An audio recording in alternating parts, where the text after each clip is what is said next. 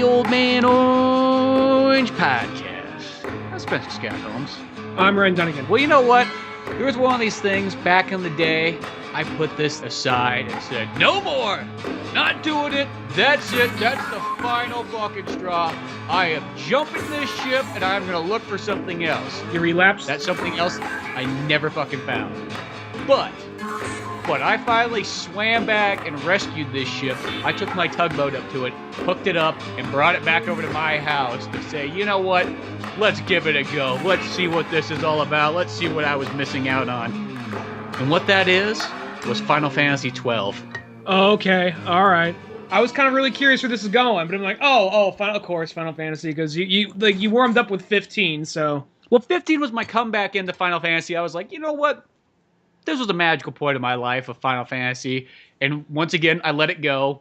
Realistically, you could say 11, but 11 was that weird, like, why does that even have a number on it? It's a fucking It's online... an MMO. Yeah, it wasn't even, like, really, like... That should have been, like, a spin-off game, but they probably wanted to make that game feel a little bit more legitimate, so they put the number on there. So you could kind of let that one slide. You know, that'd be equivalent... Isn't that what 14 is? Yeah, that's what 14 is as well, too. So you can kind of let those two slide. You know, it's like, okay, that's Final Fantasy for somebody else. That's almost like if somebody said, like, hey, I don't want to play Tactics. I'd be like, I understand. I get it. You know what I mean? It's not... Tactics isn't for everybody, even though I love that game. But 12, going back into that one, that was one of these games I picked it up, when we were in that little town of Susan that was... It was a really cool town for the couple stores we found. We found, like, a badass comic book store and this badass game and, like, record shop. And it was like, this place is so cool. And then after a while, we're kind of looking around, we're like... Oh, man, it's kind of like a ghost town here. It's like we're in Bodie or something like that. But whatever, found that game there, and I was like, you know what, I'm going to pick this game up. I'm going to fucking finally play Final Fantasy 12. And then the second I go to play it, and I put a handful of hours in, I realized they got a remastered version coming out for PS4 this year. Ain't that the way it usually goes, though? That remaster would never come out until I decided to play it on PS2 finally. This isn't as, not the same thing exactly, but something kind of similar. Like anytime I rent a movie on like PlayStation Network, it pops up literally the next day or 2 days later on Netflix. Like, oh, of course.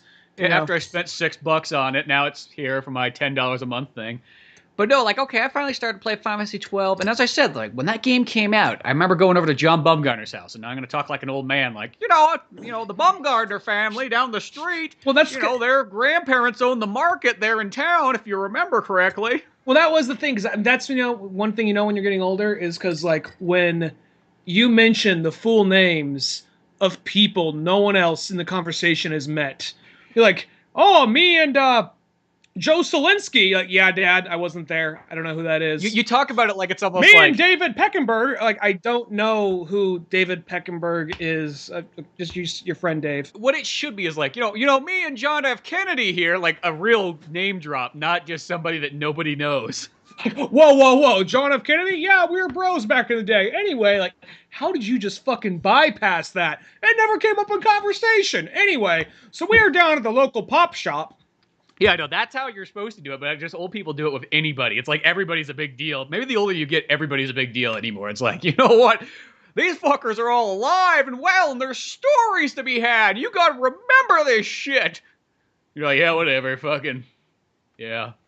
Final Fantasy 12. We're doing it ourselves. Something. But no, I remember John Bumgarner. Now you're here going like, I remember the day when John Bumgarner was showing me on his PS2.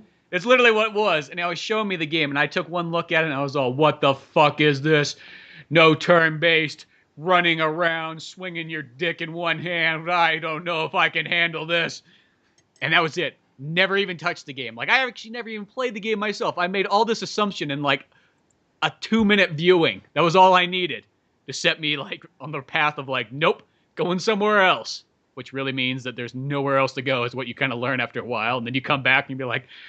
I'm sorry, Final Fantasy. I thought I'd find something better. And they're like, yes, you did think you'd find something better.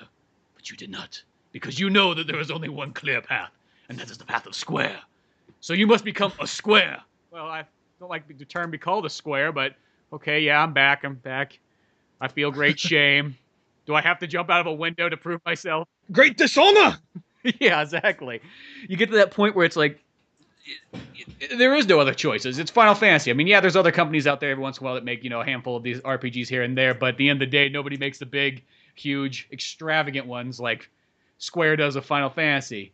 But that Final Fantasy 12, it's actually really interesting. After playing 15, that game is like the ultimate total like prototype of 15. Like all those things in the game that was like, I don't remember any of this in Final Fantasy. Well, this is where they all started.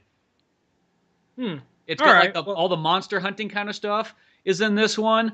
The thing that like when you kill people and monsters, you get like items and you have to go sell them. That comes from this thing. There's all kinds of little stuff like that in there. Except for this one technically it actually plays a little bit more like a turn-based one than 15. Because you are really like attacking. You're more just like selecting your moves and then you just kind of watch it happen. Well, that right there, I know that number 13, because I never played 13, but I heard a lot of criticism on it. I heard the problem with that one, aside from a lot of the characters being super bland and some of them being still kind of emo, because it's Final Fantasy. Yeah. It's like apparently that one, you're basically running down a hallway the whole time. There's not really a whole lot to explore. You're just basically running down a very linear hallway, and that's almost the way. Now, I don't know if it's literally that, but I think it's the way the world is almost set up, Yeah, I know that 13, the thing that bothered a lot of people was that it didn't have the slightly open worldness, which that kind of started fading away since about 10. So it always blows me away when people go like, oh, you didn't see that fucking coming? Like, it was there for a while. Like, they just took a step each game. Where like 12, the thing about that one is it actually almost plays kind of like, almost like a sort of like Diablo, maybe? That's sort of more how it feels, more than being like a straightforward turn-based one or something even like 15. It's a little bit different, but kind of the same. I mean, very similar to 15. If the closest Final Fantasy I could think of is that one. But I'm going in this game, and I put a handful of hours into it so far, and it's fantastic. I don't think it's ever going to top any of the classics, but it still is a damn good game. And I know when that game came out, it did kind of get swept under the rug kind of fast. It was because I think there's probably a lot of people like myself, and this probably happened. It's like multiple games happened at the same time. It's like we got Wind Waker, we got Final Fantasy 12. And it was just to all the old gamers, it's like, where is all our stuff going? Why are we changing so fast? Old gamers, as in people that are like 17 years old. Like, here's a copy of Kingdom Hearts to why you think about that. It's like, what's too different? It's like, I'm running around and I'm jumping. Why am I jumping in an RPG? I mean, Mario RPG is one thing because it's Mario. You expect to jump, but everything else, are you serious? Since you kind of had this, I guess, reformed your opinions on Square Enix, are you still kind of closed off to something like Kingdom Hearts, or is that ship sailed? Well, I tried Kingdom Hearts, and that game to me, I just didn't like the way it played too much. Like, that was one of those ones where I'm like, I knew what I was getting into by the time I sat down and played it, and it was like that, and maybe like 2 and 3 gets better, but the first one, I felt like that game was just a little bit on the clunky side. No, it is, yeah. So it's like, I don't know, but maybe the gameplay will get better as those ones goes on. I'm not opposed to Kingdom Hearts. Like, let's just say, I know I always feel weird going into like, I'm going to play 3, but I didn't finish 1, never played 2 and 3/4, didn't play that DS one. So am I missing out on a ton of stuff? Because this game already sounds convoluted. No, I get you. For me, it's one of those things where I feel like Kingdom Hearts, I liked it a lot when it first came out. But the more I think about it, it was almost kind of like I'm not sure if I could really enjoy it again because it was a very particular time and like it was that far because it's so fucking emo-ish. It literally is so emo-ish. And the thing about it is, I think it's kind of like even though I wasn't into that at the time, I could accept it because it was everywhere else around me. Mm-hmm. But now looking at it, like plus it's taken so long for the third one to come out. I barely remember what happened in 1 and 2, and they've been having like the. Like shit they've been throwing in the middle, like all these remasters of the same game over and over of all these games that came out take place between 1 and 2 and 2 and 3.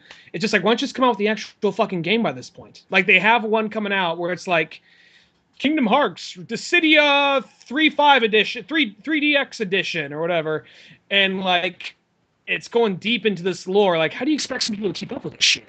I mean, I think the downfall of those ones is they just need to name them better. Because there really isn't. I think there's only about 4 Kingdom Hearts games at the end of the day, but it makes you feel like there's so many other fucking ones out there that it's confusing. It's just, why don't you just have Kingdom Hearts 1, 2, and then just call like I think there was a Game Boy Advance one, and I know there was a DS one. Just call those ones, like, don't give them some weird fucking like name, like Dual Dimension Dystopia or whatever the fuck it was. I just remember it had 3D names. You know, to be creative. God, sometimes like some of those games, they always try to be creative on like the 3DS and the regular DS. You got Kingdom Hearts, and there's just all these different versions, and now they're kind of doing the thing I see on PS4, because I kind of read them, because I'm just like, I just want to know what 3.4 edition is or something. I don't know why, but it's just, it bugs me to see, like, what does that mean? And it looks like they got the remastered version of 1 and 2 coming out, and then they got the version of the 3DS game on PS4, and I don't know, because I almost want to say there was a Game Boy Advance game. I could be wrong, but I'm pretty sure there was. I don't know if that... There was. I mean, I don't think I've seen that on, like, the Nintendo store or anything like that, but yeah, too many different confusing things. There are several things of, like, okay, here is the PlayStation version of the Nintendo DS game, and they almost kind of rehashed a lot of the same settings from the first game and just dropped it into the engine. And, you know, just, it was one of those, I never played it, but I just saw the thing for it, and they sold it for like $20 or $25, something like that. And it's like, you know, I'm sure the games are probably decent. There's a reason why it keeps on chugging along, but I just don't, it's past that point where it's like, you think something, don't want to sound condescending here, you think something so Disney focused would be easy to follow. You think? It's kind of almost elbowing the Disney stuff out of the way, because whenever I see stuff for Kingdom Hearts now, it's all these other characters, and like, these are the Keyblade Warriors, and blah, blah, blah. Like, what the fuck? You guys talked with that shit. You're making a whole fucking movie on them now? Who gives a fuck? I don't know. I'm sure someone does. I'm clearly being the asshole here, but keep in mind, only ones I played was 1 and 2, and I was excited for 3 originally, but now it's just like, it's been so long, I don't even fucking remember. It's like Sin City almost. You know what I mean? It's kind of like that. I mean, who knows? I might get it when it comes out, because I've kind of readjusted myself to like how Square games play because of Final Fantasy 15, which I took a break from, but I kind of started playing again. And, you know, it's addictive. It's a fun game still. But, you know, we'll see what happens. I'm just so like, it's just, there's so many things about it that are like, it's kind of weird, because when you're a kid, you kind of want anything anime. Like anything anime, because it's hard to get. But now it's like, this shit's a little too much anime. Kind of like that whole friend, like, there's your best friend / rival. I wonder if anything bad's going to happen with him, you know? And then it happens like, you're my best friend, bro. I could never betray you, even though I already did earlier on, but I forgive you very immediately. Well, there is that thing, like, where it gets too anime, I guess, like that. But strangely enough, the thing that kind of bothers me nowadays is now Japanese games are going so far away that very few of them even have an anime look to them anymore. Like, I just think of something like Resident Evil 7. And even though, like, you know, I finished that game and it was really fun and everything like that, but it looks weird to me for the fact that the characters don't look anime anymore. They look like they're trying to be too realistic American looking. And that to me feels kind of goofy. Now, I know that all the characters in Resident Evil are American, but like I picture them my entire life looking kind of anime-like more instead. So when they start taking that look away, it's like, oh, I mean, even there's a spoiler in here, but I don't feel like I'm spoiling it for you. Fucking Chris Redfield shows up at the end, but he looks kind of like uncanny because he doesn't look anime anymore. You're like, oh, what the? Oh, that is Chris. I mean, but why does he look? Oh, he just looks generic now. I'm okay with anime, like, look and kind of a sensibility of anime. I guess I'm just very tired of the teen shonen type shit. Oh, yeah. And I guess that's unfortunately what's in a lot of the more RPG games, and a lot of, even like some of the good Final Fantasy games come across as very like teen angsty. And I think that even Final Fantasy 7 has moments of that, which I understand though. And I think that there's more good in that game that weighs out the bad. So, but I can kind of see what you mean about that. 'Cause it's like when you went to go play, I mean, this is an entirely different game, but still, actually, it's from Capcom, so it makes sense. When you get to play DMC, and everyone looks like they're out of a CW show, rather than being kind of like, I have no problem with the setting and the concept of the story, but I would have liked a little bit more Japanese sensibility in it, just to harken back to its roots. I mean, I'm okay with a little bit of change here and there, and I still like DMC. I think people are way too hard on that game. But well, it's weird because most people think that game's the best one of them all. They're like, oh yeah, the other ones don't even fucking count anymore after that game. And that always kind of makes me like, well, Devil May Cry 5 was a very good game, but I think Devil May Cry 3 is better. And then someone's just like, Devil May Cry 3 fucking sucks. Well, you know what? You suck! And that's mostly how my conversations always end about that. Oh, the YouTube comments. But I'm guessing They're you. like, old man, you get out of here. You get out of here. Take your walker and get out of here, damn it. But Devil May Cry 3 was only like 12 years ago. Yeah, 12 years too long. Something about the Devil May Cry games, maybe just because I'm a bitch when it comes to video games, but I think Devil May Cry almost kind of punishes you a little too much. Like, you'll buy an item, and every time you buy that item, it goes like it goes like up $100 or $1,000 every single time you buy it. So, and it's like, why the fuck? That doesn't add to a fun factor. I get if I got to stock up on items to make it through the level, and if that was on an extra hard mode, I get it. But that's even on easy mode, and that just kind of irritates me right there. Oh yeah, there is always that. I don't know. I used to remember that problem, and then like the last time I went to go play Devil May Cry 3, it's like I didn't have that problem whatsoever. I'm like, I remember this game being so hard, but now it was all straightforward in a sense. But maybe because I started off on kind of the easier mode and just worked my way up. I can't remember if I did that as a kid. As a kid, you might have been like, yeah, I gotta prove myself in this game world. I feel like Devil May Cry 1 still might be my favorite. Because I remember playing that game, just loving it so much, and just it felt different. It was also one of the first M-rated games I got, so it was just kind of like, oh my god, it was just like such a I don't know, because it was right when I got a PlayStation 2, and that was one of the first games. And I guess it was also, I was one of those kids who for a long time wasn't allowed to play M-rated games. My parents stopped paying attention to what I bought, so I was just like, no one's looking. I'm at the used game store, that I get the game, and I'm just like, So it's like one of those, a lot of good memories of that game. Well, that's always an important moment, like having that first like M-rated game or like one of the first. The first R-rated movies you snuck into, that kind of thing. Yeah, because I remember like Resident Evil 2, I think was the all-time first one that I remember getting at the store, and my mom even being like, I was like, I want Resident Evil 2, and she's like, oh, okay, so here's your allowance of $25 or whatever, and it was just like, oh god, she's going for it. I'm walking out of here with this today. It's like, what's the M stand for? Like, mom approved? Okay. Oh, that sounds right. Yep. Why is there a scary, monster on the front cover? Oh, it's a goblin game. It's a ghostly school goblin game. It's like a Scooby-Doo game. Yeah. They're gonna pull off the mask of the zombie to realize just old man McNeil. Oh, okay, cool. Okay, well we all know old man McNeil's always up to no good. Yes, he is. I would have gone away with it too if it wasn't for you meddling star agents. Yeah, exactly. Well, good thing we put an end to you, tyrant. But then they just shoot him in the head, execution style. It's a Black Ops team. They gotta do what they gotta do. Yeah. Okay. But now skull fuck his face. What? It's like do it. It's a mini game. Press X really fast. Yeah. But well, I remember like I think that like Devil May Cry 1 was, even though that they're doing that whole thing like he is the cool anime character. He's just too cool. Sword goes through his chest. He don't give a fuck. He just picks it up, pulls it out, chucks a motorcycle. He doesn't fucking care. Eats a pizza. He's cool. And then you get to like, there's something funny about there's something cheesy about it, but you can't help but kind of like that back then. And then you get to number 2. It's just like, he's so cool. He can't even smile. He can't even fucking talk.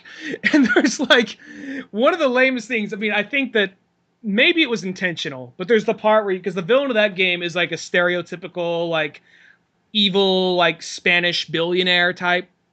Mm-hmm. And after you beat him, he's just like, no, I was going to be king of the world. And Dante's like, king? Tilts his head back, kind of arches it slightly. Yeah.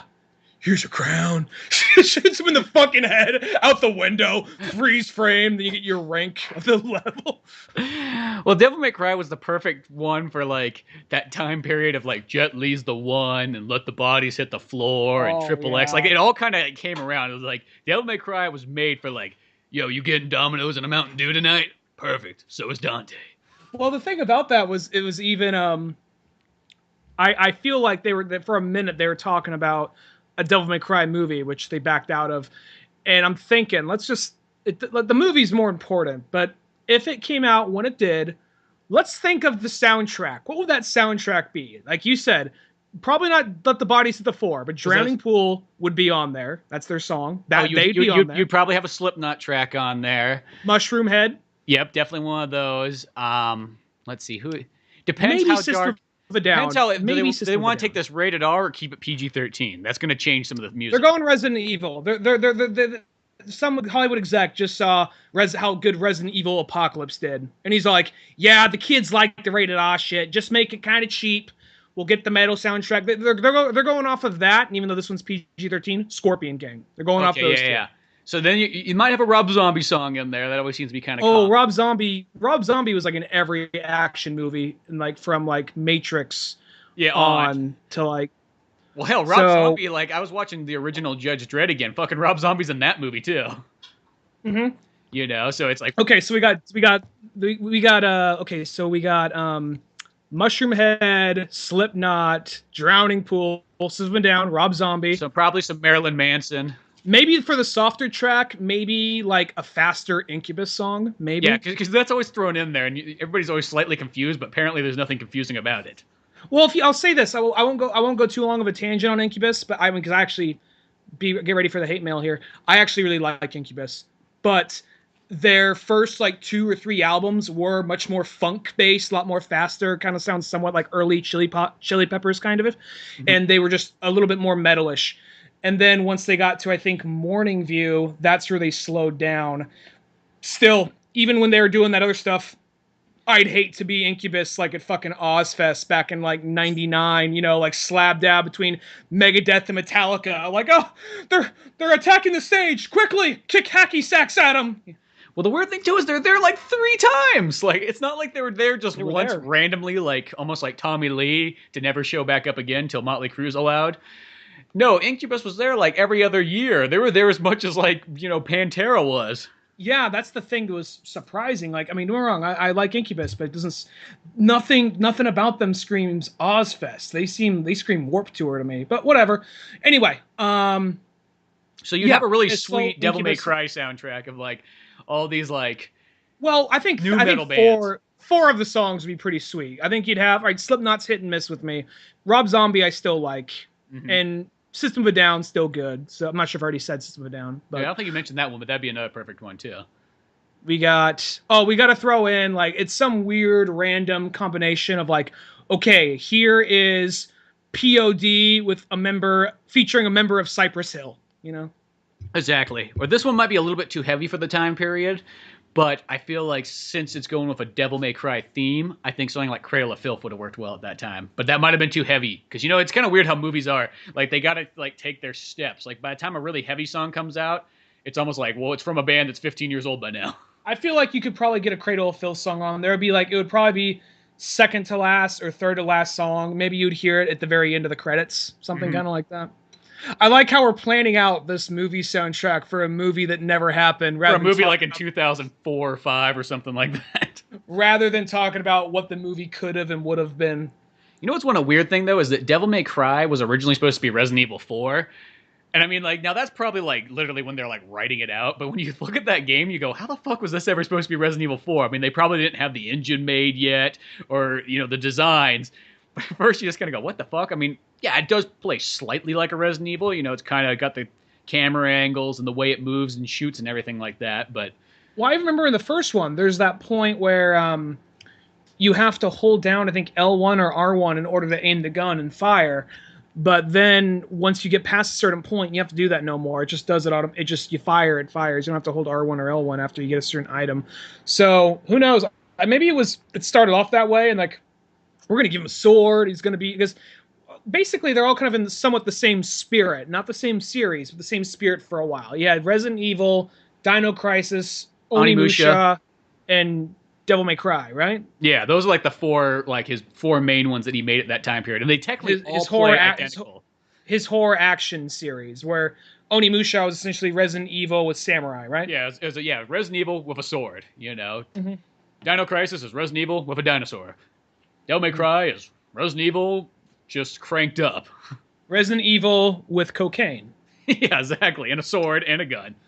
Sword and gun. Well, no, I'd be down for... Well, I remember then when Devil May Cry 3 came out, then it was like, okay, people were sad that he wasn't all mouthy and all like badass, so what we're going to do now is... There's Deadpool before Deadpool's kind of a term. Well, it was even it was not even Deadpool. It was like Ninja Turtle, that shit. It was like it's almost kind of comical. I kind of like it. Like I remember like some people were rolling their eyes, but I want to believe, maybe I'm wrong here. I want to believe that it was somewhat satirical and they had to be somewhat self-aware. And I think when you were younger, you'd see something cheesy, like in like in whatchamacallit, like in Shoot 'Em Up. There's the part where he jams a carrot in the guy's mouth, punches it, goes through the back of his head. I don't think a lot of people got the satire. Like that's supposed to be cheesy. And I think Yeah. maybe I'm hoping Devil May Cry had some of that. Just the audience didn't get it. Well, I think so, because I think in Japan, that stuff kind of goes over a lot easier. Where sometimes in the U.S. it can be kind of weird. Though also the other thing that can sometimes make things strange from a Japanese translation is if they get weird kind of dubbing.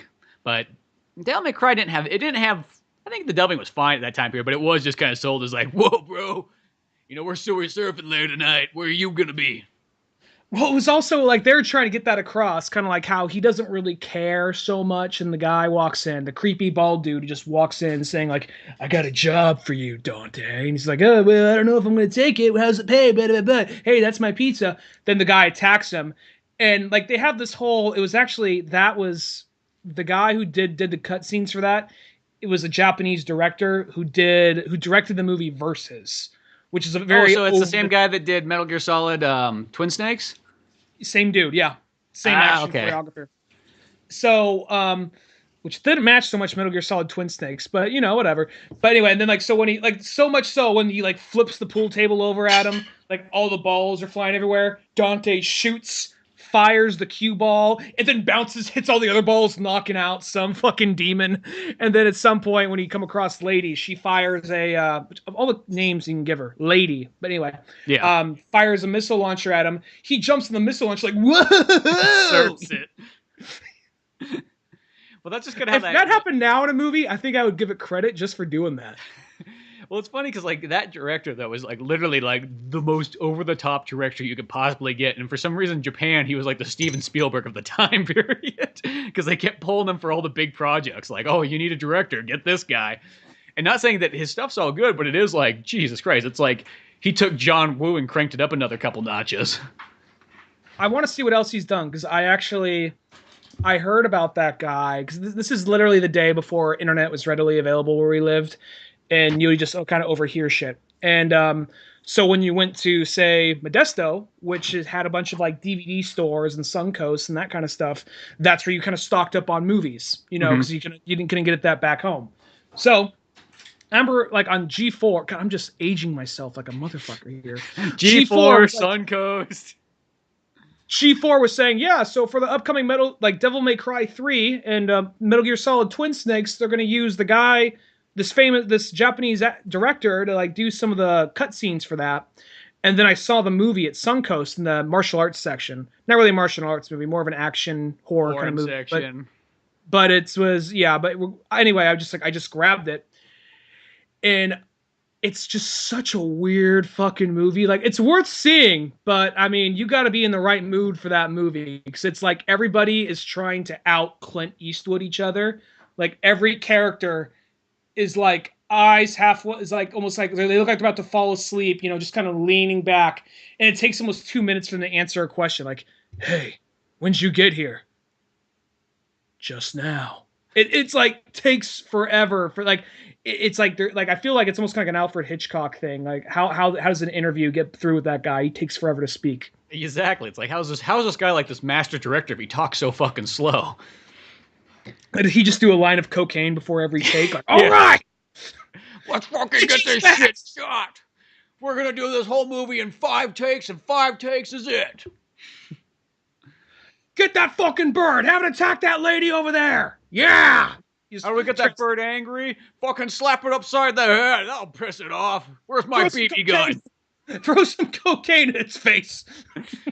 Works like a charm. That's the bird like pecking at the little girl at the birthday party. Yeah, exactly. Yeah. Originally, that take was like 5 minutes long, just holding on this poor little girl getting pecked by a bird. As Alfred Hitchcock kept leaning in farther and farther until he was like in view of the camera because he was just getting so excited. His face got right up next to the bird and the little girl. But no, it's like if you haven't seen Versus, check it out when you can. It's fucking weird. It's over the top. It literally is almost kind of like a student film. Like what they do, they just grab some like a student film as like a student high school film. Like you grab some like weapons, some prop weapons, went out in the woods and filmed some shit. Yeah, but the quality of it's still not like that bad. That makes it sound out like it's just like fucking like No, think about it though. Like all of our movies back in high school was basically, what are we doing? Well, go out to the woods, got some swords, got some guns. film some shit, try and make a live action anime basically. And that movie, it was that, but with a budget. I guess that's true. By that standard, it is that. That's literally what it was. Because yeah, it is just a bunch of guys out in the woods with fucking like swords and guns fighting each other. Mm-hmm. Literally versus. It's worth checking out. Check it out. Just have a few. No, it actually is a pretty good one. It's a fun movie. It's fun. Yeah. You know, speaking of something that's actually kind of similar, I saw this come up today that apparently on Netflix sometime this year, I'm assuming the end of the year, but there's supposed to be a Castlevania animated series that's done by the guy who directed Dredd. Really? Yeah. That's Christmas for you, if I had to guess. It is. I don't even care if it comes in July. And two, I like that it's animated, actually. That actually excites me more than it being live action. Not saying that, you know, I mean, if Castlevania live action could be badass, I mean, if they did it like Van Helsing, because that's pretty much the Castlevania live action we have till one comes out. But, you know, sometimes it's kind of like, well, I don't want it to end up being just like, if it's a TV show, I don't want it to end up being kind of slightly hokey by being live action. So if it's animated, no matter what, it's probably going to be pretty damn good. Is it like Afro Samurai, where it's written by the production team's Japanese, but they got like I think Samuel it's maybe Jackson to be like Simon Belmont. We'd all watch that. No, I'm thinking back on I'm thinking back on that movie, and actually I think it was still translated. I don't think it had an American writer. It was still from a Japanese script. I think it was. I think even Japan, they're like, oh, we want Samuel Jackson. Maybe it was the case, but like, it's like a fistful. It was a Spike exclusive thing. It was a Spike exclusive, so maybe that was the case. But I want to say the Japanese dude, he couldn't speak English, but he came up with a story, and they came up with an American script for it. I think that's how it worked. But is it something where it's written by an American and then like a Japanese production team? Well, they don't have any details out. I looked at about like 4 or 5 sites before we did this podcast, and everybody was like, it's animated, the Dredd guy, that's about all we know. So I'm hoping it is kind of like a half breed of like Japanese / the Dredd guy's British, so there you go there. Like, that's fine with me, because, yeah, Castlevania's European anyway, so that seems like the right people to have. But I do hope it is kind of like a half mix. Not saying that it can't be good anyway, you know, other ways, but it'd be nice if, once again, it's kind of a little bit more anime and less trying to be American or European. And I don't mean that in a weird way, but in a sense, that was like the last couple Castlevania games that came out. Since they were made by Spaniards and Italians, they kind of lost their anime feel once again. And it's kind of like, not saying that the games are, you know, they're still real fun, but I like the anime-ness. When I'm playing something that's Japanese, I kind of want it to have that feel. It's sort of that thing. If you're watching fucking like a Jet Li movie, but they made Jet Li look like he was a white guy the whole time, you'd be like, well, this feels kind of confusing. I mean, yeah, it's Jet Li throwing martial arts, but, you know, why has he got all this makeup on? Why does he kind of look like Robert Downey Jr. in fucking, you know, like Tropic Thunder, except for now he's a white guy? Like, that'd be kind of confusing, right? Well, that's kind of how I feel when I look at these, you know, video games that try to be too American. They try so hard to make him look white, he just comes out looking albino. Exactly. Like, it'd be just like white powder all over his face, just like, good enough. They just like got some tape to stretch up his eyes, like Psyduck in that one Pokemon episode. But no, I'm excited for that Castlevania thing. It's like, oh fuck, there's a Netflix series that I'll make sure I actually sit down and watch. Unlike all the other ones I talk about watching but never do. That's the thing. You talk about a bunch of video games. I'm like, and I'm gonna say it right here, not to be a dick. You'll talk about a bunch of video games, and I'm like, oh, check that out, with no intention of checking it out. I'm gonna be honest with you. You probably know that deep down though. And then I'll talk about a movie or a TV show, and then you'll talk about then I'll like, you should check it out. Like, oh, I'll get around to it. Yeah. I know it's TV shows are always the hard one for me. Like movies, like it's a one and done process. That's why I love movies. It's like it's about 2 hours, give or take, and then you're through. Like a TV show, you know, it could be anywhere from like 10 hours to like 24 or 5 hours. And you're like, holy fuck, that's a lot to take on, especially if they got multiple seasons already built up.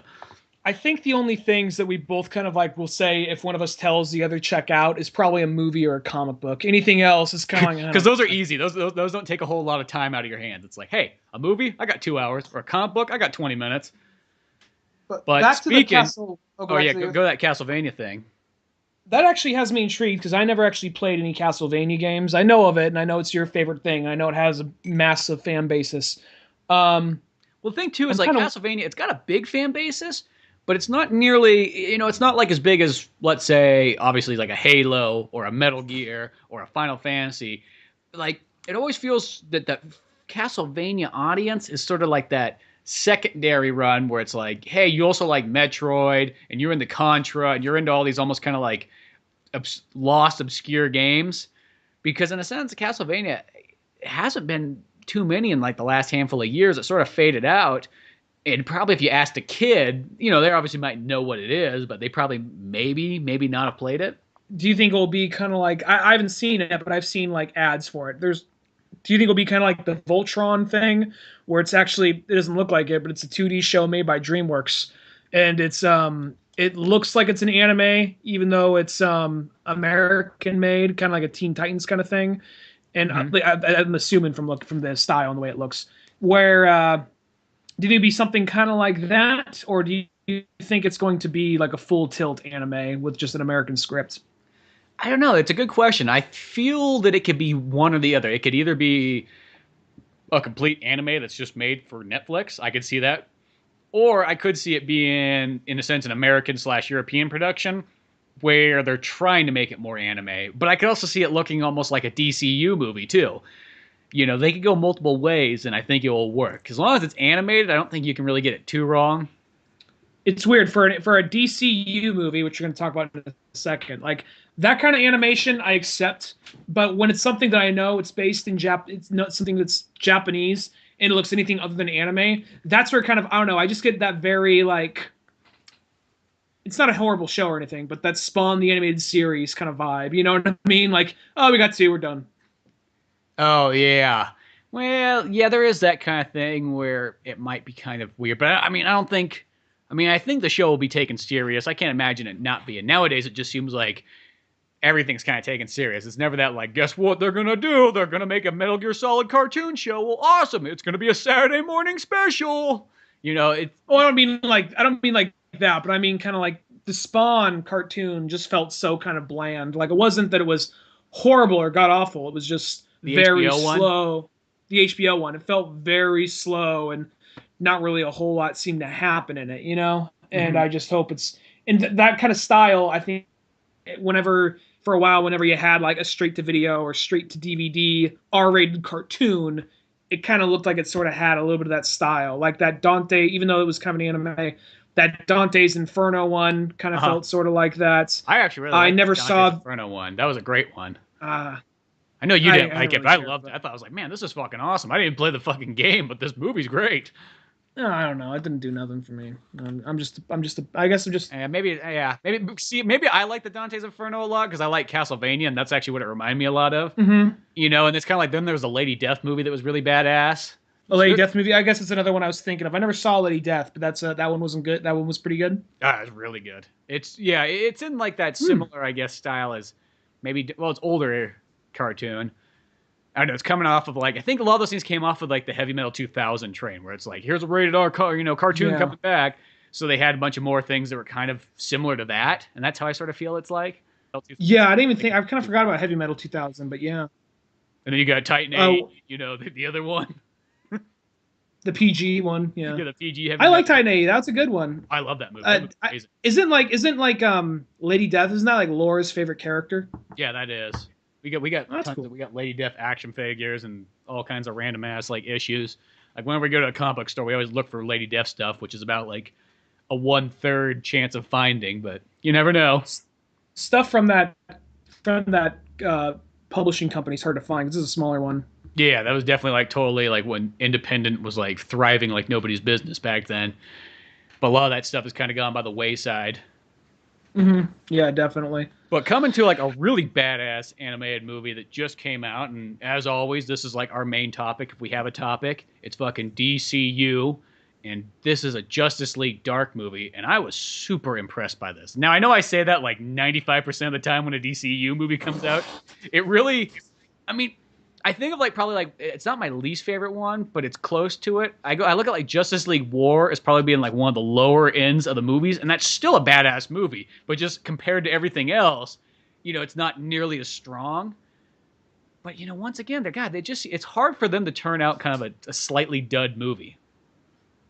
Yeah, like this one right here, it's because now they're doing the things for a while. They're all standalone movies, and they still might do the occasional standalone movie if it's like trying to really adapt something like Dark Knight Returns or Killing Joke, something like that. Mm-hmm. But this one is trying to take place in the same consistent universe where they try to use the same cast that they previously done and the same artistry style and all that.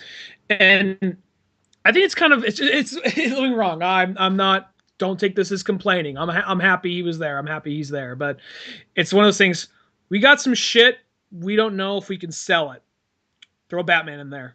Oh yeah, well, it's totally that. Just like how the Suicide Squad one, Assault on Arkham, was like, throw Batman on there. Who's on the cover? Batman. He helps sell. And yeah, because they're like, this is meant to be like they advertise that like this is meant to be set in the Arkham universe. Yet it's all about like fucking the Suicide Squad in the Arkham universe that never comes back in the games. Yeah. And, in a sense with these movies, too, because they're kind of doing, like, the story thing now, where they almost do two back and forth ones. They either do a Justice League movie, which I guess this is either a Justice League one, or this might be considered the Batman one for the moment. And then they sort of have the Batman movies, and they kind of flip-flop back and forth. And then in a year, you mostly get about 3 movies, and that third movie is always something special, like Killing Joke last year or something like that. And the only reason I say this one might be the Batman movie is because the next one is a Teen Titans movie. So it's kind of like, oh, okay, they're going that direction now.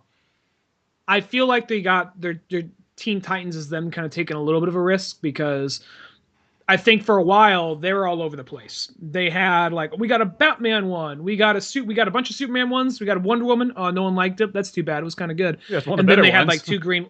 I really like the Wonder Woman one. I know, that's one of my favorite good. ones. Same with the Green Lantern ones. I think those ones are really good too. The second Green Lantern one wasn't bad. It's just an anthology story, and I like anthology stories and all. But I guess in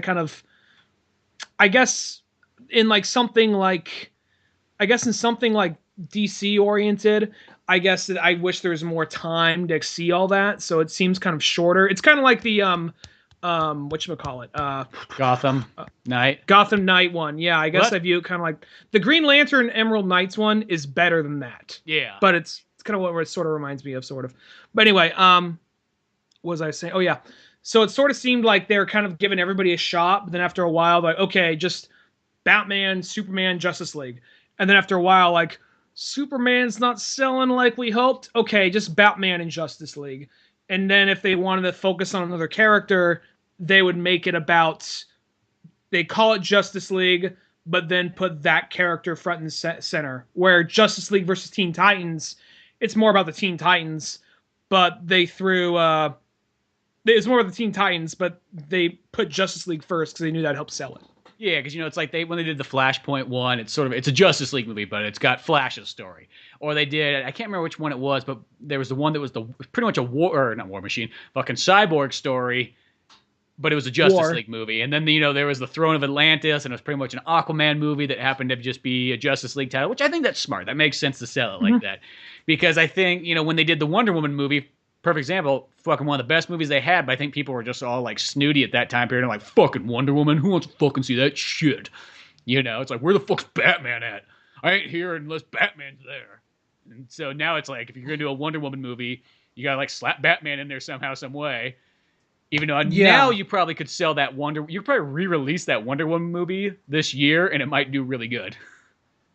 Yeah, definitely. And I feel like them saying, all right, this one was Justice League Dark. Now we're doing Teen Titans. I feel like that's them sort of taking a chance. I mean, it's not Teen Titans Go, which is what younger people probably know of Teen Titans by this point. Mm-hmm. But it's, here's the thing. I can't really sit here and just view it as, oh, Justice League Dark. How about that? Like, no, this is a testing ground. They're prepping people up for something Justice League Dark oriented. They've teased and hinted at the possibility of a Justice League Dark movie, but everything, whenever they do, I'm not trying to sound like a fucking conspiracy theorist or like I know exactly how Warner Brothers works, but any of this stuff, anytime they have something like this, like a straight to DVD movie, and they're throwing in some weird obscure characters. They're trying to amp people up and get them ready for upcoming bigger movies and other products. And I feel like Well, that's what the new Suicide Teen Squad movie Titans was. Literally, it was like the exactly. Assault on Arkham was pretty much preparing you for about a year later for the Suicide Squad movie. It was Assault on Arkham, and then just having Suicide Squad drop into Arrow, having Suicide Squad, be mentioned in Flash, and then probably some other stuff, and then Injustice characters from Suicide Squad are in that, and then you get like something like Deathstroke. Deathstroke suddenly a main character In in everybody's Arrow. story, yeah. They're dropping him in everywhere, and now he's going to be the main villain in the next Batman movie. And now, so that's why I think they're getting ready to prep Damian up, because Damian, they're letting you know this is Damian in Injustice because he has a sword and he has a hood.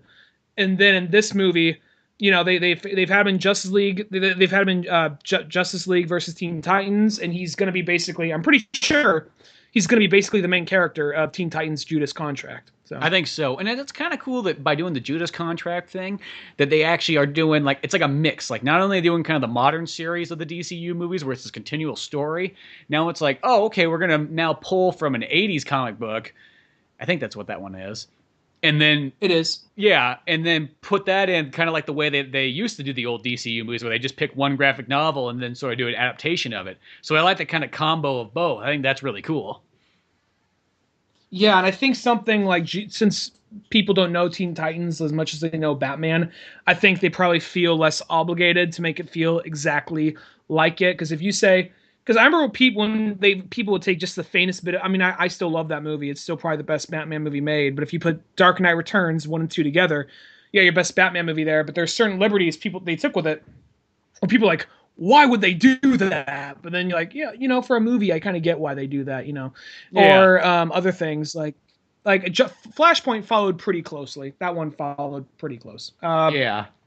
What was I saying though? Oh yeah. Anyway, I feel like that they're also trying to prep people up for the Justice League Dark movie because they've talked about that, and they've already had the John Constantine show, which unfortunately went under. But that show was out for a while, and they even got the guy who played him to voice John Constantine in this movie. I know. I like this guy in action figure. That guy that came with Mike 1. And he's actually a lot bigger than the other ones that they normally give you. It's like this John Constantine one's an extra couple inches bigger. It's like, oh, that's pretty badass. I'll take a fucking John Constantine figure. Right on. But yeah, because the sad thing too is something about Constantine is the style of show that he is, or movie / anything story-wise. I always feel like that's such a hard sell. There's obviously an audience for it, but I think every single time they make stuff like that, not just John Constantine himself, but movies in that same like kind of demonish hell magic style, it's always a hard sell because every single movie that does something like that, I think of something like the Arnold Schwarzenegger one, End of Days. Yeah, End of Days. It kind of reminds me, it's like in that style of John Constantine. It's always a hard sell, that kind of stuff. Or then, even think of the Constantine movie of Keanu Reeves when that kind of came out too. I don't know what it is. I think it's like there's people that love dark magic and demons and like exorcisms and all that kind of stuff. But there's a big audience that goes like, I don't want to see stuff like that. And I think even when Constantine was put on NBC, which was like the weirdest choice of a channel, it's still a hard sell to get everybody on board. The people that watch it, like I saw that Constantine show and I was like, dude, this is fucking amazing. It was one of the better DC movie or live action shows on there. But I think it's a hard sell for others. So I think he almost needs to be combined with other stuff, in a sense, like a Justice League Dark thing. I feel like that you need that for a lot of the characters because I think that people would have trouble getting into Etrigan, the demon, Zatanna. We'll get on Swamp Thing in a minute, but because I can go on for hours for Swamp Thing. But I think John Constantine. The thing about the Constantine movie, the Keanu Reeves one, if you just put that movie aside, because I've never read the comic, Constantine's popped in other books that I've read, and I have the first 2 volumes of Justice League Dark. So I feel like I know a little bit about the character, but the movie Constantine, Hellblazer Constantine, that right there. The movie's good, but it does not feel like the comic, does not feel like the character. And I remember watching like the making of, and they're talking about the things they changed. and this kind of you really couldn't get away with this now, but it always annoys me so much to say, well, the Shia LaBeouf character in the comics, he was actually this around the same age as John Constantine, and he'd help him out with jobs here and there, and he didn't really know all the magic stuff, but he helped out where he could. This character, we actually kind of fused them together to make this one character, this and that. I know that originally it takes place in England, and he's blonde and has a beige trench coat, but we got Keanu made it in LA. I think we got the spirit of Constantine. Fuck you. Don't give me that. We got the spirit. Fuck that shit. Make the fucking thing that's in the book. And sadly enough, it's a good movie. It's a good movie. It's a fun movie. But if you go off the aspect of being a adaptation, it's irritating. Well, and I will say it's one of those ones, like, if they did that nowadays, you'd be like, what the fuck? But I think at that time period, because that was literally one of the first ones to kind of come out, so I give it a little bit more leeway.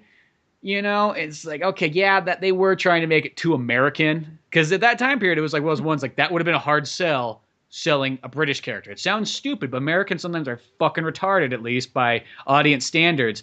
I mean, I always take this as an example. They had a dub fucking Mel Gibson over in the original version of Mad Max. Go figure, he's speaking fucking English the whole time. Yeah, and I feel like I kind of understand it probably wasn't up to the writer or whoever, but it's one of those things, it just whenever somebody says, we got the spirit of it, it's like, fuck that shit. I understand if you got to make changes here and there, but when someone says, we got the spirit of what it's about, like, I've heard that when they were talking about Dragon Ball Evolution. I'm like, go suck a fucking dick. Well, you say that when you make your own product, and you're like, I kind of got the spirit of John Constantine in my own version of this, like, Exorcist character. You do that, you know what I mean? You don't do it when you're literally ripping somebody's full-on character. And I think the thing is what they should have done, it's like, make it take place in LA, that's fine, but just make him British. I don't even fucking care if it's Keanu Reeves. Like, make fucking Keanu Reeves British and put that trench coat on him, and you're good to go. Make him be like fucking John Harker in Dracula. Whoa. There's magic going on here. Like, the man, he's turned himself young. Whoa. I would take John Harker version of him almost like to be like a better choice. No, I mean, we can do like bad Keanu impersonations, but that motherfucker's John Wick, and we all know how good that movie is. So he's done other things too. Like, too many good stuff, so I'm not complaining whatsoever. He's like there's certain things. Even the guy who I forgot the director's name, but the guy who made the Day the World Stood Still, and then it also made Doctor Strange. He said, like, look, here's the thing. Keanu's a really good actor. People just sometimes miscast him. That's all it is. And he gave some good examples. So I'm like, all right, that's actually a pretty good point. But regardless of that, though, I think that they're getting ready to amp us up or do something again with Constantine, or just the whole Justly Dark team. Because I want to say, from the comics, and because I only read the first 2 volumes, but from the comics, from what I remember, the team was Deadman, Zatanna, Constantine, Madame Xanadu. I don't think Etrigan was there. Maybe he was. I don't think he was. I haven't read those books in like years. But and then Enchantress, she was the villain, but then she helped him out near the end.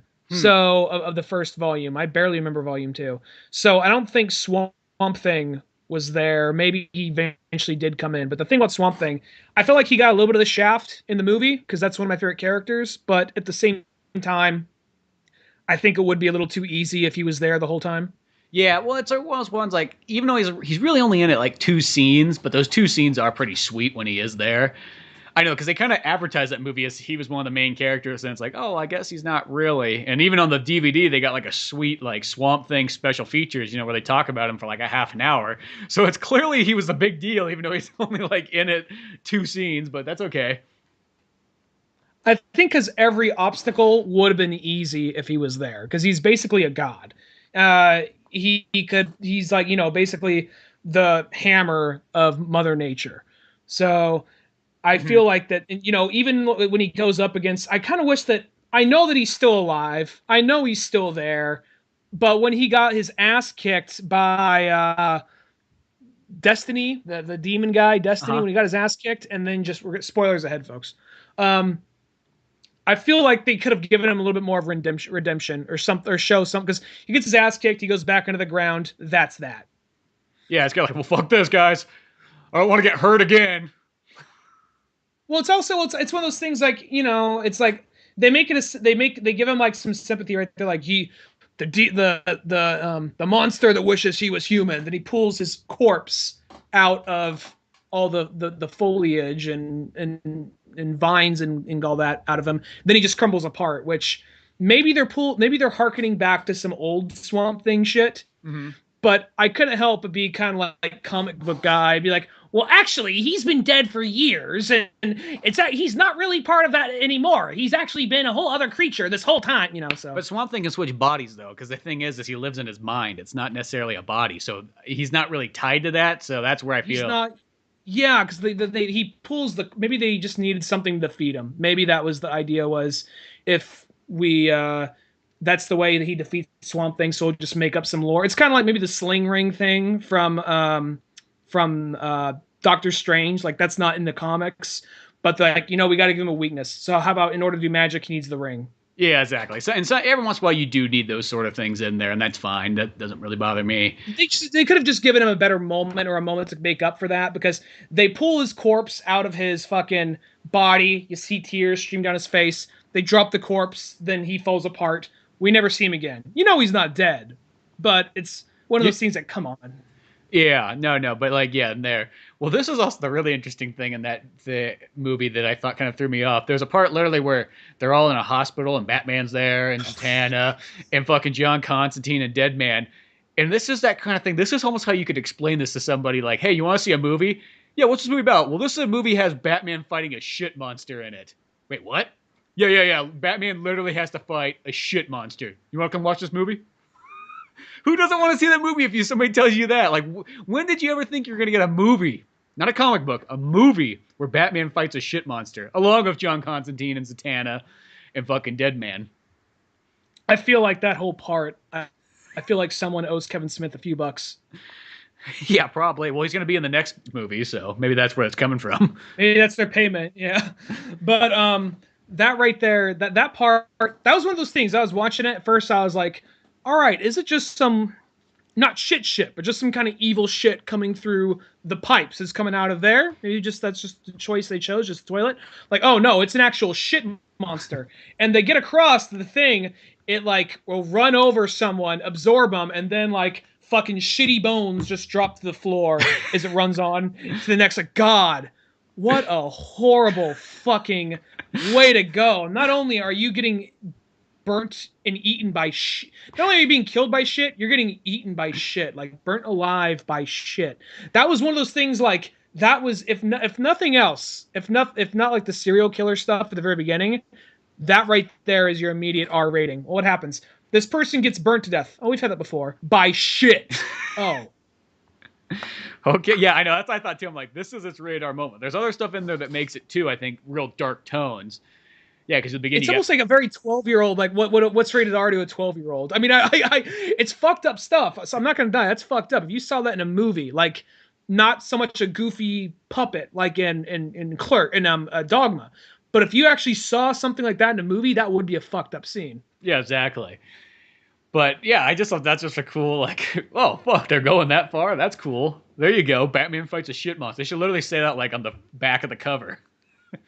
Well, something I liked that they did with Batman is, this is really a John Constantine movie, but they throw Batman front and center to help sell it. And in all honesty, even though he doesn't do magic, Batman seems like he could be part of Justice League Dark, just because he's a dark character. He looks the part. He may not believe in magic, but if you're just going visually and aesthetically, he looks like he could be a member of the team. Plus, I like, and chances are, go ahead. I was like, what I like about Batman is he balances out the team for the fact that he's not magic oriented.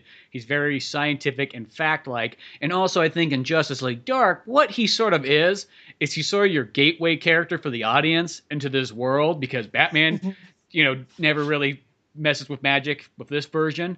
So he always says he hates magic and he believes it's just science that hasn't been explained yet.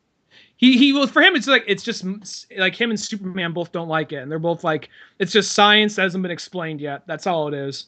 Yeah, that's how Batman sort of looks at it. But I like how Batman's way into that is that's sort of like the audience getting their foot in the door.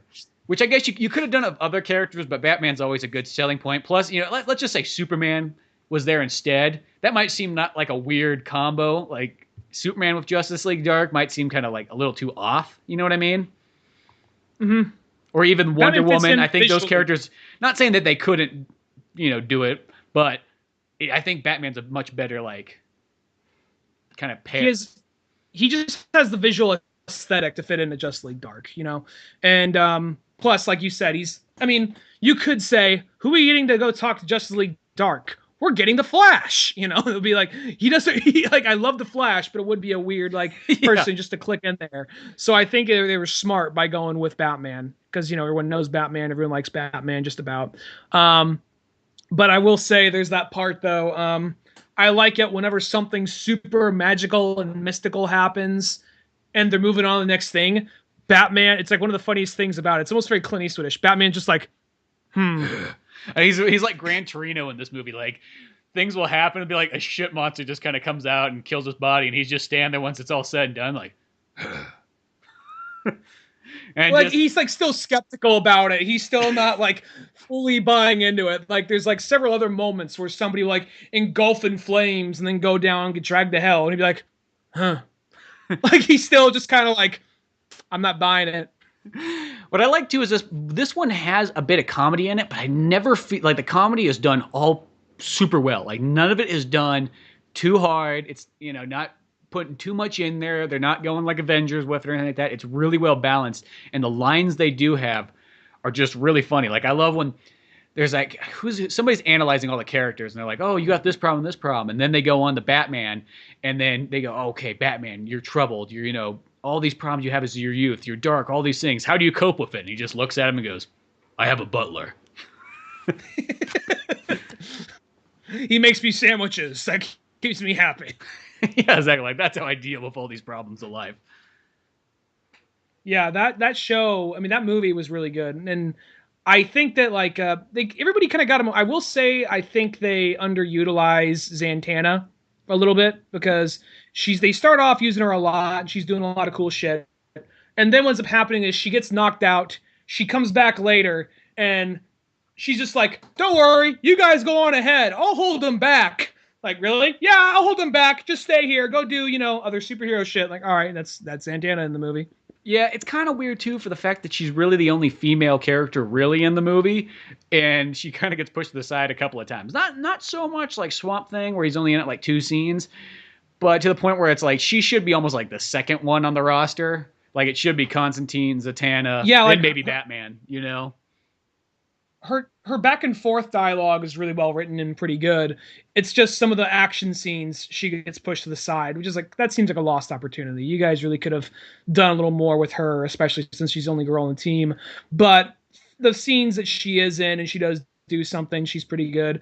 It's kind of one of those things, like I would rather see more of Zatanna than Etrigan. Like, I think maybe, like I said, anytime where they're throwing these characters out front, I feel like they're almost trying to prepare people for it, and also using it as a testing ground.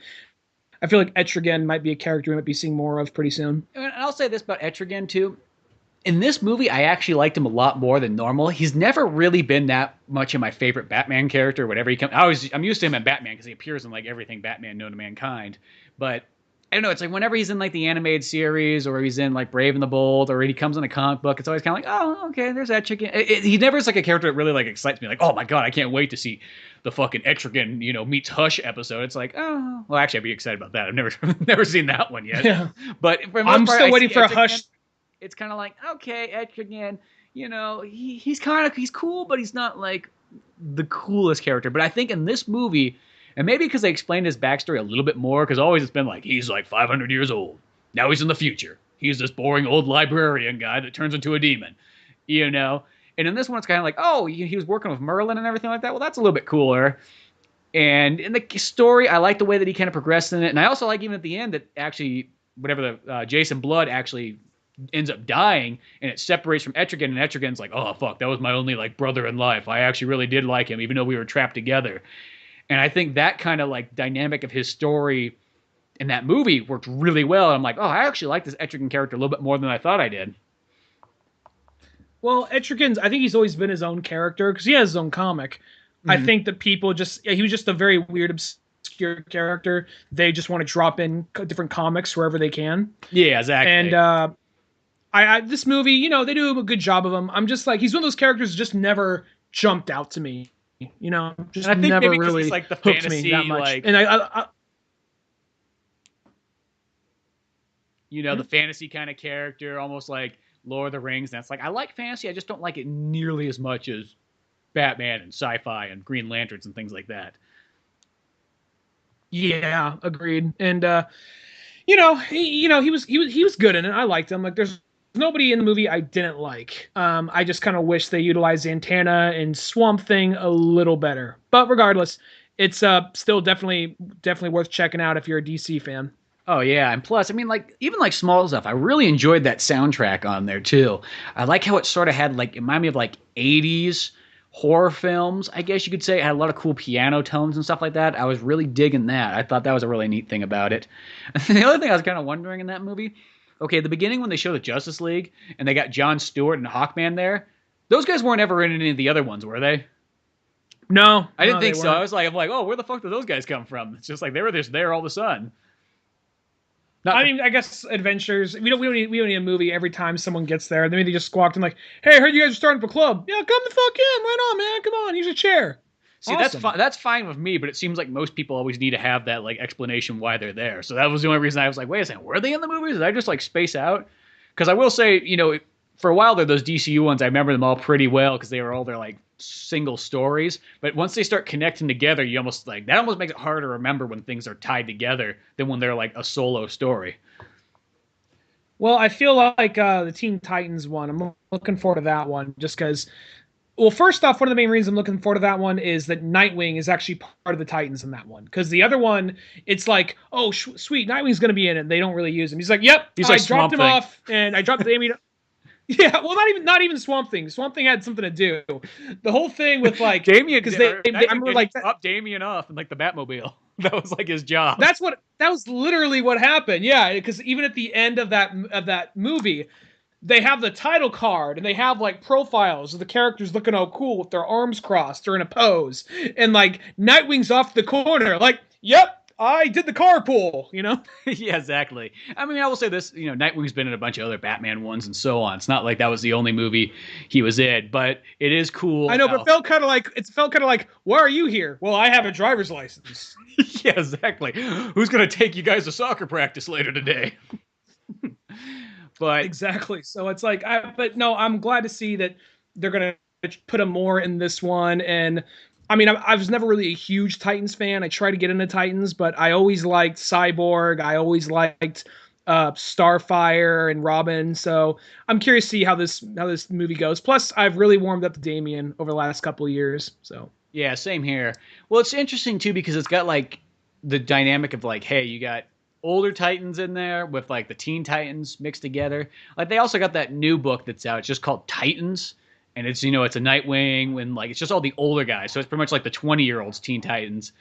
So yeah, I've been kind of curious about that book. I'm like, well, that sounds like kind of a cool idea instead of just being, you know, because Teen Titans, I think what loses it with me, it's literally the teen part of it. Other than that, though, it doesn't bother me. But, you know, in the movie, it's perfectly fine. But sometimes in the comic books, when you start getting, like, the teen problems, it's like, oh, okay, I don't have time for this. Where's Batman? I need somebody who has no emotion. Yeah. Yeah, I just, like, you know, just punch the emotion out of these kids. We'll just keep going. Exactly. You know what I mean? You got superpowers. What do you got to complain about? That's all I have to say.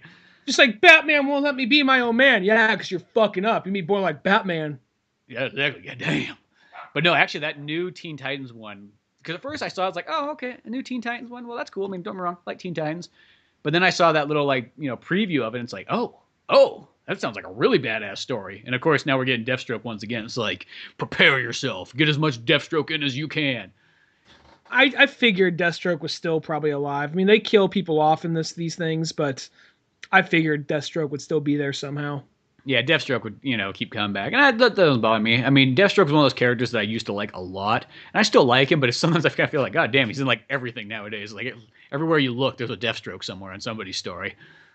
I guess it's one of those things like I understand why they use Batman. I don't feel over bombarded with Batman because it's my favorite character in fiction. But at the same time, though, I kind of understand why it's like you guys don't got to put Batman in this. For this one, even if it was just Justice League Dark without Batman, I still would have been into it. But I think it makes sense for this because how are you going to get people into it who don't really know comics that well? But someone like Deathstroke, I guess it's kind of like not as much because Deathstroke's in way more stuff. But I guess it's kind of like anytime Jeff Johns has a long running story arc, he has to crowbar Legion in there somehow. And I cannot give two solitary fucks about the Legion of superheroes. So, but Deathstroke's actually a character I like. So I just hope they don't expose him too much. Yeah, well, sometimes I like Deathstroke, but it is one of those characters where, yeah, he just feels like he's like it's not going to bother me. I mean, in Teen Titans, this one makes more sense than anything else for him to be in because that's where he started. But it is that one where it's just like, man, he's just like in everybody's show. And I'm not saying it's a bad thing, but yeah, Batman's like the few characters like, you put Batman in everything. I don't care. Same Superman. You can put Superman in everything. It really would not bother me whatsoever. In fact, there's actually, speaking of Superman, there's this really badass scene, I think, in this movie with Superman, where when they're in the city finally fighting at the very end and Destiny's there, and his power is he kind of just like mind controls people to make them think that there's a bunch of demons around them and makes them crazy, which in the beginning of the movie, it just shows a bunch of regular people. Hold on, okay. Shows a bunch of regular people committing all these crimes, but they think they're killing monsters, but instead they're just killing their fucking neighbors and people on the street. Well, later, once they get there, Batman's like, I called the Justice League in to help, and Constantine's like, oh, fuck, you're going to have to deal with some serious shit now, because now you got superpowered people that are going to be all crazy and trying to kill each other. And it's this part where Batman's fighting off Green Lantern, and then, they fight off Wonder Woman, and then all of a sudden, I can't remember what he's doing something, he's kind of distracted, and Zatanna just pops out of nowhere, and she pauses the person behind him, and Batman turns around. It's fucking Superman. Like his fist is like 2 inches away from his face. I thought that was a really badass scene. That's really cool. Yeah, but then Zatanna's like, I'm just gonna stay here and hold everybody. You guys have fun stopping the bad guy. Go do your boy thing. I'll be a girl and just be off screen holding off everybody else. It's okay.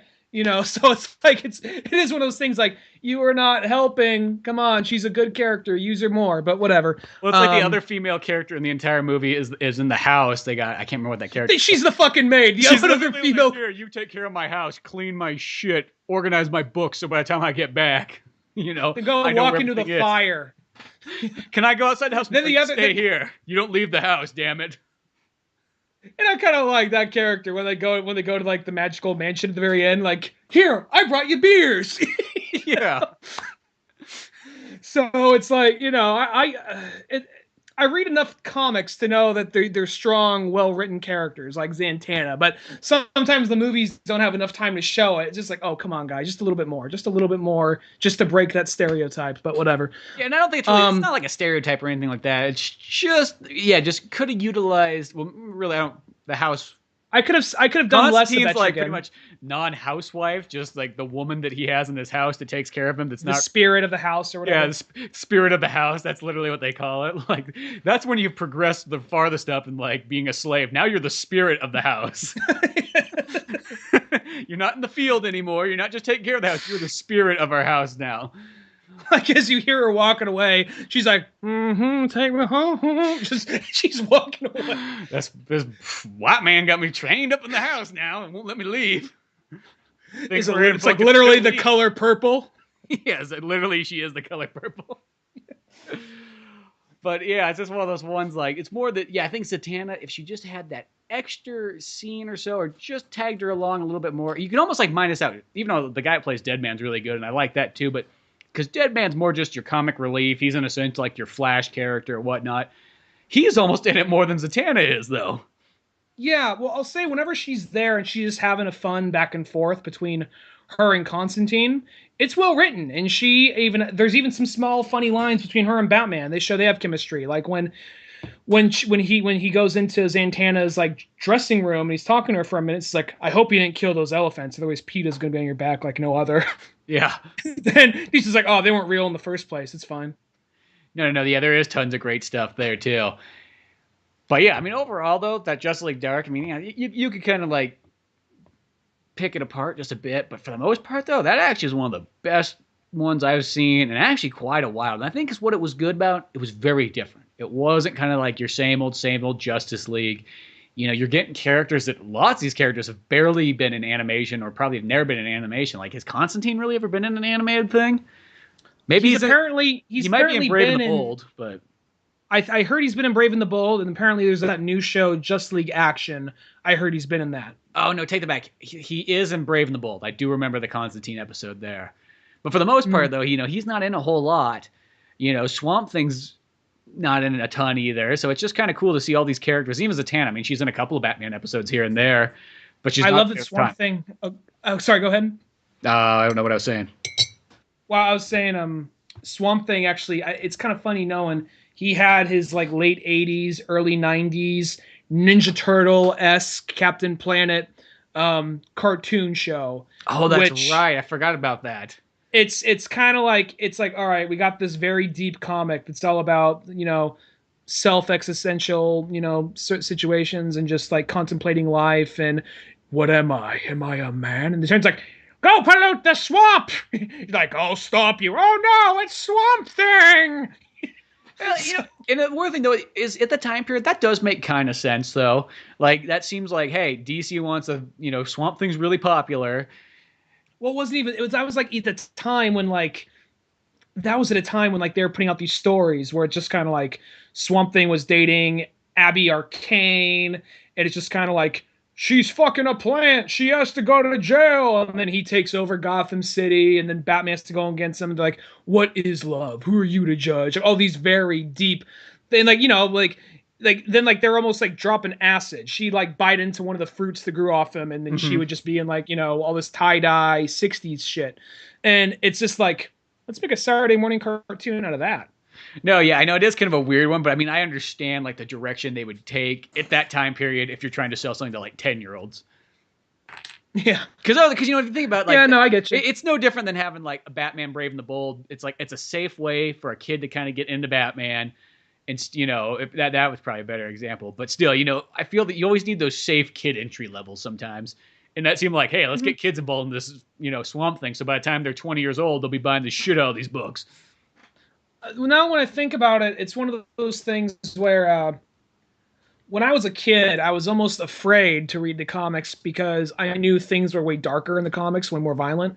And I overheard, like, I'd watch, you know, X-Men or Spider-Man or something, and I'd hear something like, oh, you didn't know? Fucking Wolverine dies violently. Wait, what? Yeah, and Cyclops, he, like, loses an arm and ends up becoming evil and tries to kill Wolverine at some point. You know, now looking back, like, oh, that was the alternate history one. What was it? What's that one called? You're a big X-Men fan. What's it called? Apocalypse or the Apocalypse. Yeah. Well, that's the thing though. Is the kid that read that though? That was probably the only X-Men book he had, so that's all he knew. Yeah, or it's like one of those things like, you know, oh yeah, if you ever read Batman, like there's this one issue where like fucking, you know, Joker like murders Robin. He murders Robin, you know, and you realize, oh, there's more than one Robin. So it's one of those things for a long time. I wouldn't like read the comics because plus whenever I picked up a comic, it would be a random ass issue, and I'd always land on some page where a character I watched from the TV show was getting murdered or badly hurt or something. Like I remember, like, what was it? I just picked up. All right, remember Ultimate X-Men? Remember Ultimate X-Men? Uh-huh. I think it's Volume 1. They're out there training, and they're in the danger room, and like Wolverine grabs Cyclops' head, shoots a laser through Jean Grey, almost blowing her apart, then snaps Cyclops' neck. I open it up. That is the first page I see. Not turning the next page, realizing it's the danger room. Like, oh, fuck. Like, oh, that can't happen that way.